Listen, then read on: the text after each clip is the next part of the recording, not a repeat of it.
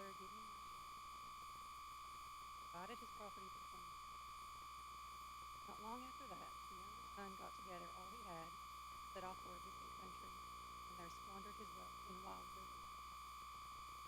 After he had spent everything, there was a severe famine in that whole country. Began to be in need. He went and hired himself out to a citizen by the name of Prodigals. He longed to fill his stomach with the pods that the pigs had eaten. No one gave him anything. He came to his senses and said, how many of my father's hired servants have food to spare, and here I am starving to death? I will set out and go back to my father and say to him, Father, I have sinned against heaven and against you. I am no longer worthy to be called your son. Make me like one of your hired servants. He got up and went to his father. But while he was still a long way off, his father saw him and was filled with compassion for him. He ran to his son, threw his arms around him, and kissed him. The son said to him, Father, I have sinned against heaven and against you. I am no longer worthy to be called your son. But the father said to his servants, quick, bring the best robe and put it on him. Put a ring on his finger and sandals on his feet. Bring the fattened calf and kill it. Let's have a feast and celebrate. For this son of mine was dead and is alive again. He was lost and is found. They began to celebrate. Meanwhile, the elder son was in the field. When he came near the house, he heard music and dancing. So he called one of the servants and asked him what was going on. Your brother has come, he replied, and your father has killed the fattened calf because he has come home safe and sound. Older brother became angry and refused to go in. So his father went out and pleaded with him. He answered his father, look, all these years I have been slaving for you and never disobeyed your orders. Yet you never gave me even a young goat so I could celebrate with my friends. When this son of yours, who has squandered your property with prostitutes, comes home, you kill the fattened calf for him. My son, the father said, you are always with me, and everything I have is yours. We had to celebrate and be glad because this brother of yours was dead and is alive again. He was lost and is found. Thank you, Alicia. So next Sunday, February 12th, is Super Bowl Sunday. It's anticipated that over 100 million people will tune in to watch what experts agree should have been the Cincinnati Bengals, but is instead the Kansas City Chiefs take on the Philadelphia Eagles. But for the 30 teams that did not make the Super Bowl this year, this is the time of year when they start preparing for the next season. And one of the big questions that's getting a lot of attention around the NFL is whether or not Aaron Rodgers, quarterback Aaron Rodgers, is going to return to the Green Bay Packers for his 19th season, or if he's going to demand a trade to a new team. So I've got a picture of, just in case you're not a football fan, you might recognize him. During his NFL career, he's won a Super Bowl. He's been the MVP of the league on 4 different occasions, and he's been selected to the Pro Bowl 10 times, which puts him in some pretty elite company. But if you know anything about Aaron Rodgers, then you know that in addition to being a great quarterback, he's also kind of a controversial figure. He's known as somebody who's very outspoken when it comes to hot-button cultural issues, the least of which is not his ever-evolving take on religion and specifically Christianity. Now, to understand where he's coming from, you have to understand a little bit of his backstory. He was born December 2nd, 1983, into a deeply committed Christian family. And as he was growing up, by his own admission, his parents took him to church every weekend. He was involved in his church's youth ministry. When he got in high school, he became involved, pretty heavily involved in a parachurch ministry called Young Life. At the same time, as he got out of high school, as his football career evolved, he started to question some things, but it didn't really change anything. And so for the first 20 years of his life, he considered himself a deeply committed follower of Jesus. But then at some point in his mid-20s, like a lot of people, he started to question some things he'd been taught. He started to re-examine some of his beliefs. And for years, nobody except those in his inner circle really knew where he landed on all of this until January of 2020, when he appeared on a podcast with his former girlfriend, the race car driver Danica Patrick, in which he told part of his story about growing up in the church. And then towards the end of the interview, he made it clear that he no longer considers himself a believer. Now here's the way he said. I'm going to put the quote on the screen just so you can see it. He said, "I don't know how you can believe in a God who wants to condemn most of the planet to a fiery hell. What type of loving, sensitive, omnipresent, omnipotent being wants to condemn most of his beautiful creation to a fiery hell at the end of all this?" Now, the two words that I want you to pay attention to are highlighted there are the words "wants to." And I want you to ask yourself, is that true? Is it true that God is like some angry judge who's sitting up there in the courtroom of heaven just waiting for the next opportunity to sentence someone to an eternity in hell? Or is that a deep and profound misunderstanding of who God is and what God is like? If you have your Bible or your Bible app with you, I want you to turn to Luke 15, the passage that Alicia read for us. I'm excited. We're kicking off a brand new series today, Prodigals, People, and Parties, in which we're going to spend 4 consecutive weekends looking at just one story. It's a story that the great Charles Dickens said was the finest short story ever written. And one of the things that makes a story a great story is when you can identify with the characters. And as you read through this passage over the next few weeks, my suspicion is you'll find yourself somewhere in the story. So as we jump into this, here's my challenge to you. If you want to make the most of these next 4 weeks, there's 3 things that we're all going to have to do. First, I want you to try and listen to this story with fresh ears. Even though it's a story you've heard hundreds of times, even though it's a story that people that don't even go to church know, I want you to try to listen as if you're listening for the first time. The second thing I'm going to ask you to do is, if it's all possible, to be here 4 consecutive weekends. Because each week, we're going to look at a different part of the story. So if you want to get the whole picture, you're going to need to be here as much as possible. Lastly, as I said, I want you to try and find yourself in the story. Because one of the things that can take your Bible reading to the next level is when you realize it's not just a collection of loosely connected stories about interesting people that lived a long time ago, but instead it's a story about you and about me, and that will change the way you read it. Now, just to give you some context surrounding Luke 15 is the only place in the New Testament where Jesus tells 3 consecutive stories that all follow the same pattern and essentially make the same point. In verse 3, he tells a famous story about a lost sheep. In verse 8, he talks about a lost coin. Then you get down to verse 11, and he reaches sort of the conclusion and the climax, and he tells this story about a lost son. And in each of these stories, the pattern's pretty much the same. It begins with the premise that something of value is missing. The people involved then commit searching for that thing until they find it, and then when they find it, they have a huge party. But to understand why Jesus told these stories the way he did, you have to back up to verse 1 of Luke 15. And Luke tells us about this crowd of people that had gathered around Jesus. Here's the way he says it in Luke 15, verse 1. Now the tax collectors and sinners were all gathering around to hear Jesus. But the Pharisees and the teachers of the law muttered, "This man welcomes sinners and eats with them." Now, it's hard to imagine 2 groups of people that would be like more at the opposite end of the spectrum than these 2 groups. On one hand, you've got the tax collectors and the sinners. On the other hand, you've got the Pharisees and the religious leaders. They're kind of the religious elite.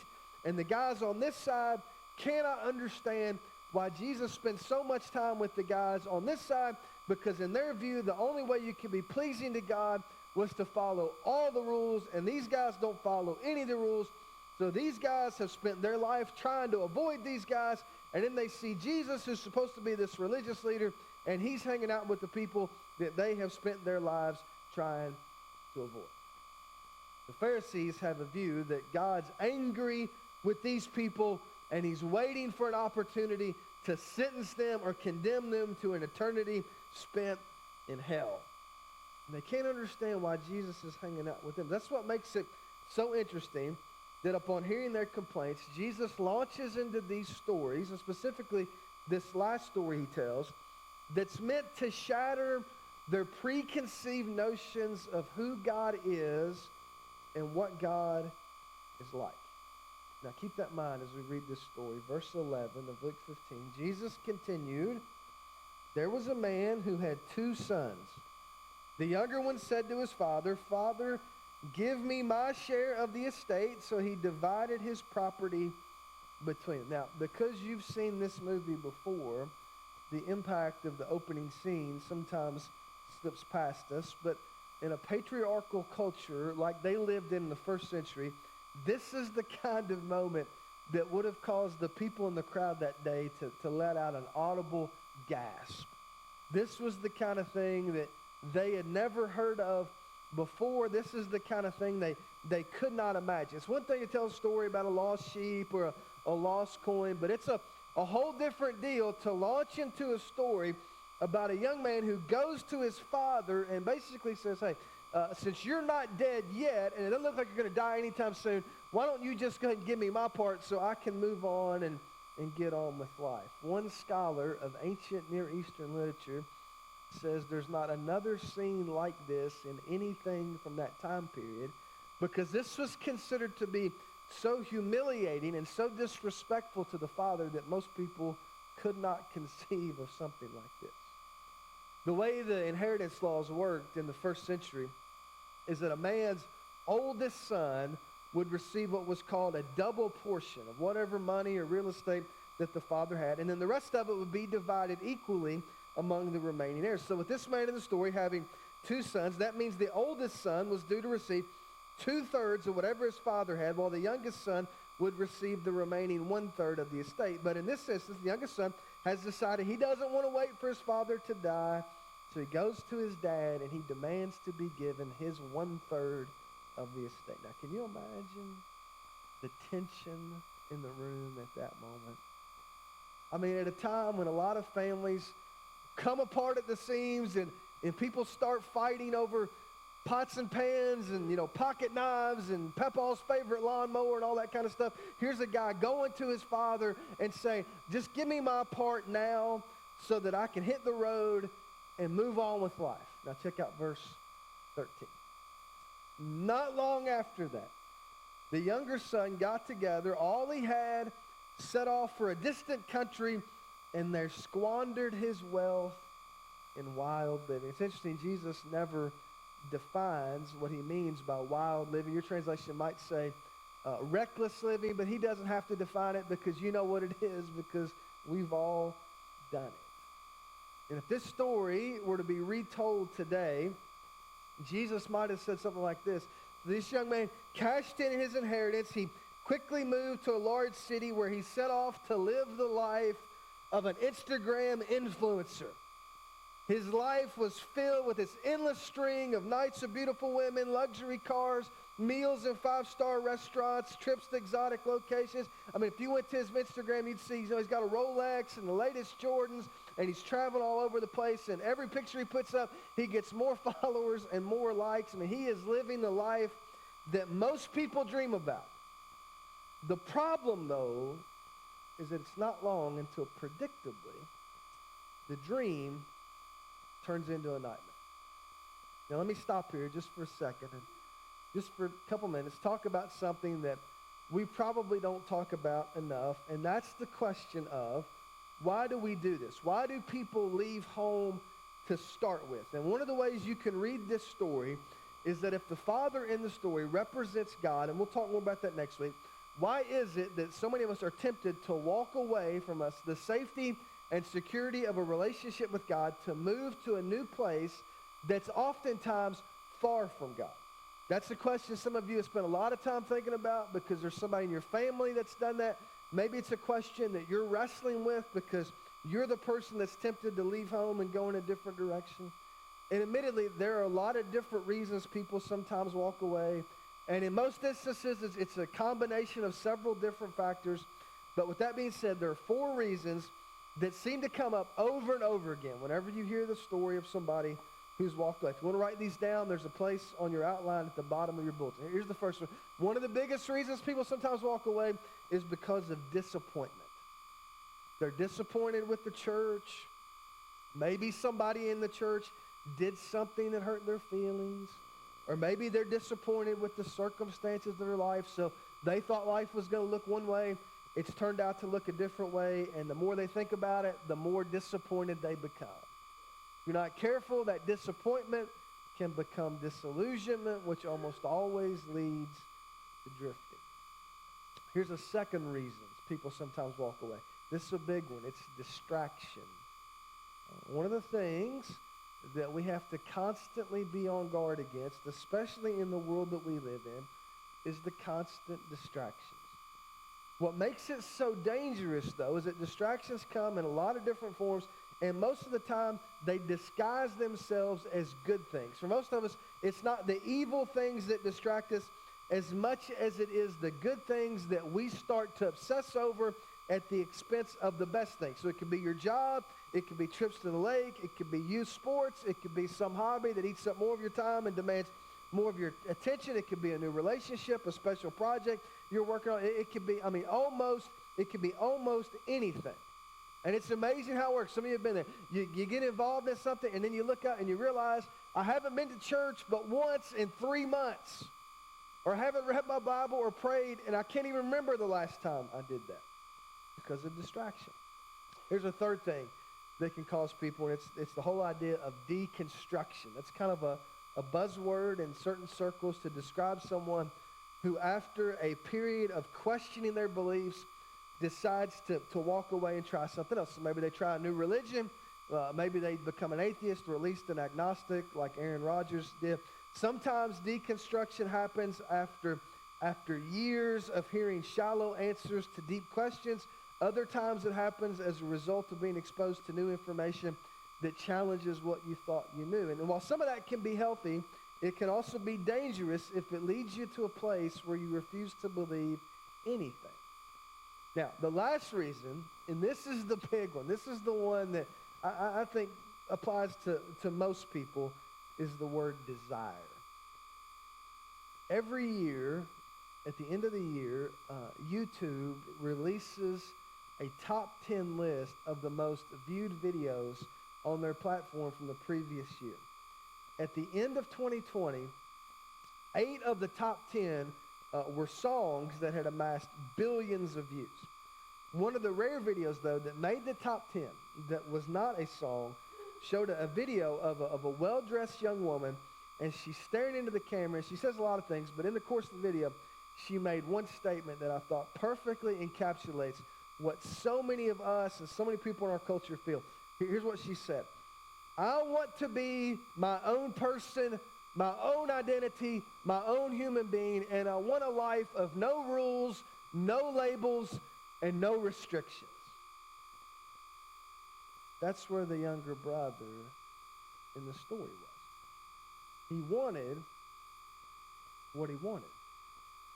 And if he had to leave home and he had to walk away from a relationship with his father to get it, then so be it. The problem for him, though, is when you get to verse 14, the unthinkable happens. He goes to the ATM to make another withdrawal, and he discovers that his account is empty.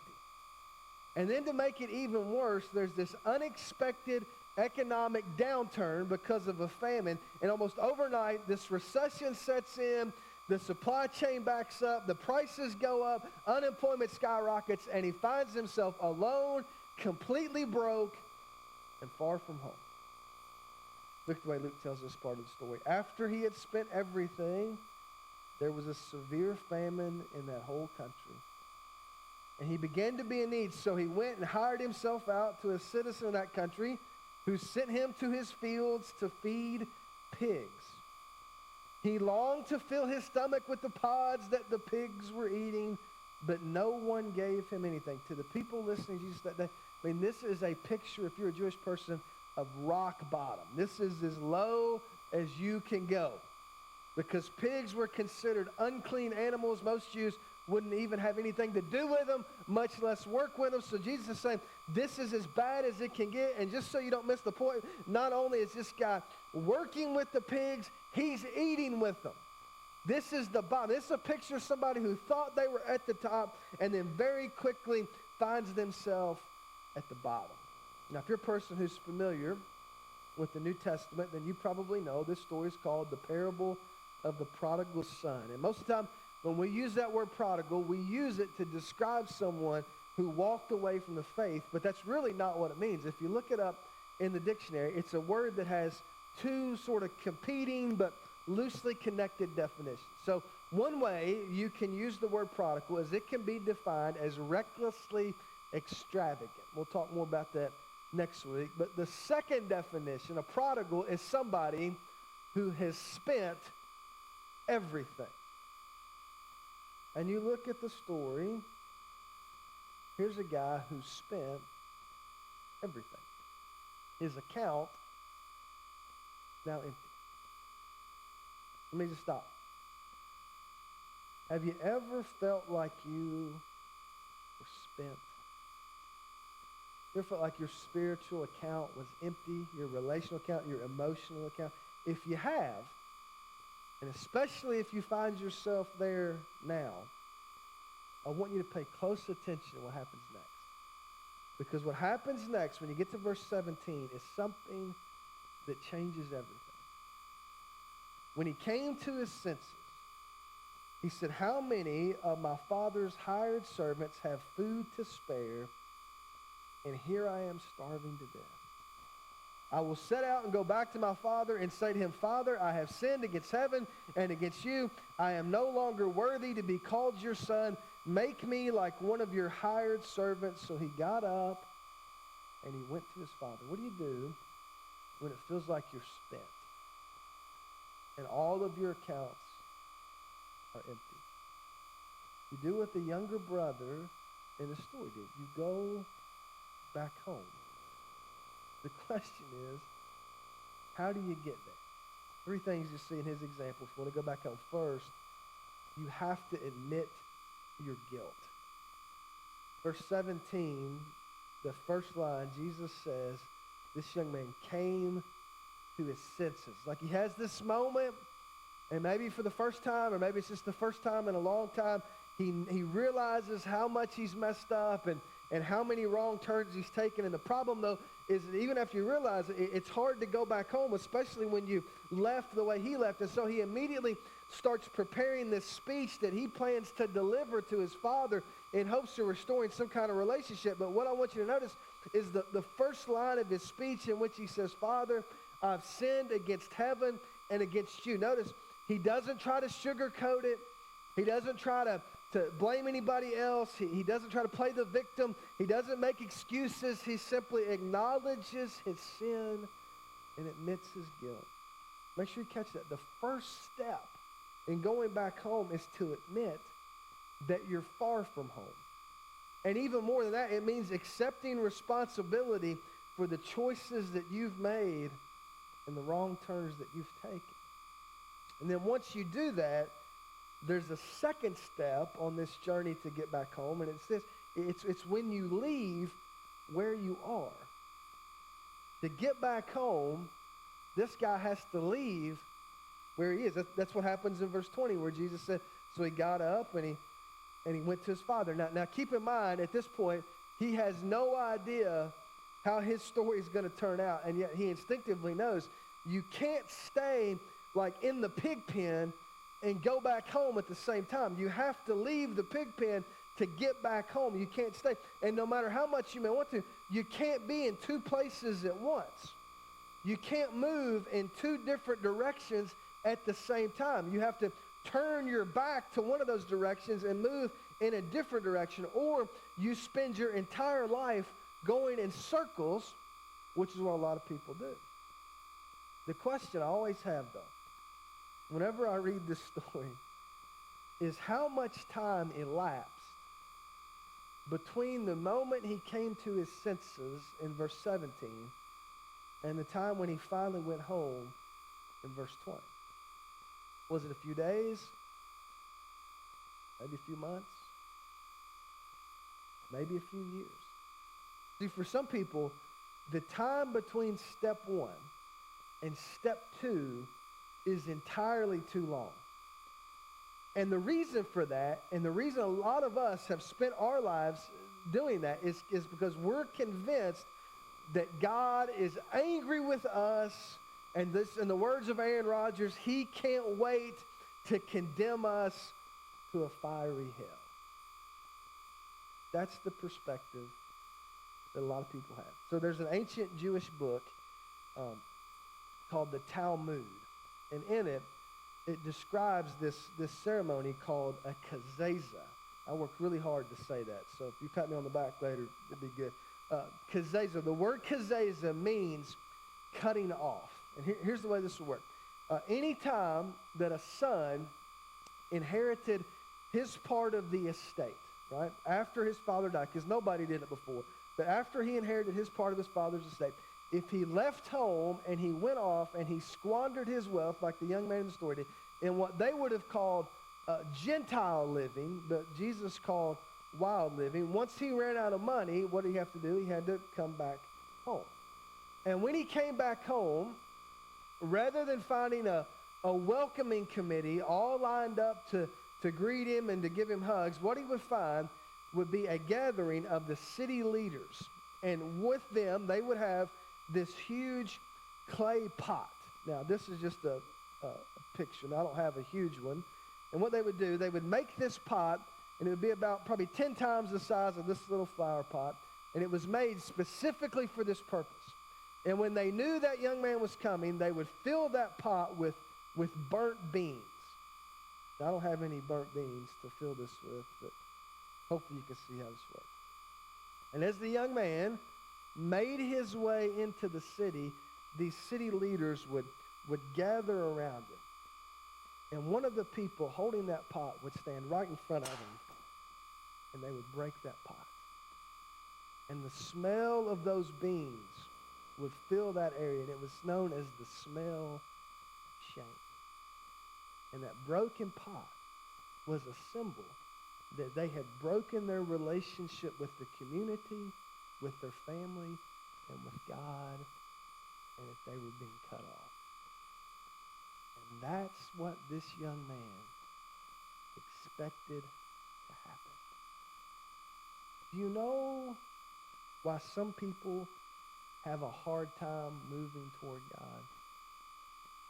It's because they're not sure what kind of response they're going to get. You know why some people have a hard time even mustering up the courage to go to a worship service? It's because they're not sure they're welcome to come. That's why that last line of verse 20 is so important, where Jesus said, "But while he was still a long way off, his father saw him, and he was filled with compassion for him. He ran to his son, threw his arms around him, and kissed him." Make sure you catch that. Instead of a kick in the pants, he gets a hug around his neck. Instead of being greeted with a broken pot and the smell of shame, he's greeted with a kiss. I've got one last picture I want to show you. Earlier I told you about Aaron Rodgers. This is another relatively famous NFL quarterback named Ben Roethlisberger. He was the longtime quarterback of the Pittsburgh Steelers. During his 18-year career, he won 2 Super Bowls, led the NFL in passing yards on 2 occasions, went to the Pro Bowl 6 times, and went a very, very frustrating 24-10 against the Cincinnati Bengals over the course of his career. If you followed his career at all, though, then you know that in addition to being a great player, he's been a very, very controversial figure because of some off-the-field incidents. It started in 2006 when he was involved in a highly publicized motorcycle wreck. He was driving without a license, wrecked his motorcycle, was out for several months in the hospital. 3 years later, he was sued by a young woman who claimed that he assaulted her at a celebrity golf tournament in 2008. He denied the charges, but who knows what happened. And like a lot of these cases, they later settled out of court. Then, just 2 years later, in 2010, he was once again accused of assault, but because of the conflicting testimony of several witnesses, the district attorney declined to prosecute him. Now, if you followed his story, you know Big Ben has long been a complicated figure with a very questionable reputation. And yet, if you dig into the details of his past, it might surprise you to learn that just like Aaron Rodgers, he was born into a Christian home. He was active in his church's youth ministry, was baptized as a child. The problem, though, was like a lot of people, as he got older, his life started to go in a different direction. So more successful, more famous, more money flowing in. And pretty soon his life was a life filled with beautiful women, endless parties, luxury cars, expensive homes, exotic vacations, and what Jesus referred to as wild living. All started to change, though. 2018, one conversation with a team chaplain who had just started working for the Steelers. All of a sudden, Ben starts to come to his senses. He repents of his sin, he rededicates his life to Christ, and he was baptized in front of his teammates as an adult. Here's the way he described it in an interview in 2022, last year, saying, 3 years ago, I got baptized. I was baptized as a kid. My parents took me as a baby, but I didn't make that decision. So 3 years ago now, I made the decision to be baptized because I felt like I needed to do that. I wanted to have a closer walk, a better relationship with Jesus, with my wife, with my kids, with my family, and become a better person. So I think the person that brought me to him was him. Jesus is the one who brought me back to him. And I'm so thankful for it because I feel I'm a better Christian, a better husband, and a better father today because of his forgiveness for me. Now, Big Ben retired from the NFL at the end of last season, 2022. And today, with the help and guidance of somebody who's on staff, a men's ministry leader at Southeast Christian in Louisville, he's purchased a farm near his home and is building a retreat center for fathers and sons where they can come and hopefully avoid some of the mistakes that he made and find their purpose in following Jesus. Now some of you hear that, and there's a part of you that's a little uncomfortable because you know his story and you know about all the allegations and you know his life has not always been a very pretty picture. And the same exact thing was true of the lost son in this story. When he showed up back home, there were some people who wanted to break some pots. And there were some people when he showed up that kind of gave him the side eye, and as he walked by, I'm sure he could hear the whispers behind him as they talked about everything that he'd ever done wrong. But not his father. Rather than coming down on him and reminding him of all that he'd done wrong, his father wraps his arm around him and he welcomes him back home. One of the things we're going to talk about next week is that whenever you make a move toward God, God immediately moves towards you. But it's not to punish you, it's not to condemn you, but to welcome you. And the even better news is that you don't have to wait until next week to do that. You can make a move today. You can admit your guilt. You can resolve to leave where you are, and you can take a step in his direction. And when you do that, he's promised to meet you there. The Bible calls that repentance. It's a change in mind that results in a change of direction. So if you're here this morning and you realize that you're far from where you're supposed to be, and you'd like to take a step toward God, God will, I promise you, he'll take a step towards you. I want you to stand with us. If you need help navigating that process, if you have questions about what that would look like. If you just want somebody to pray with you or to talk with you, we'd be glad to do that. We've got lots of people that would love to do that. If you need to do that, we're going to sing a couple songs, and sometime during this first song, you just come up and meet us on this front row, and we'll be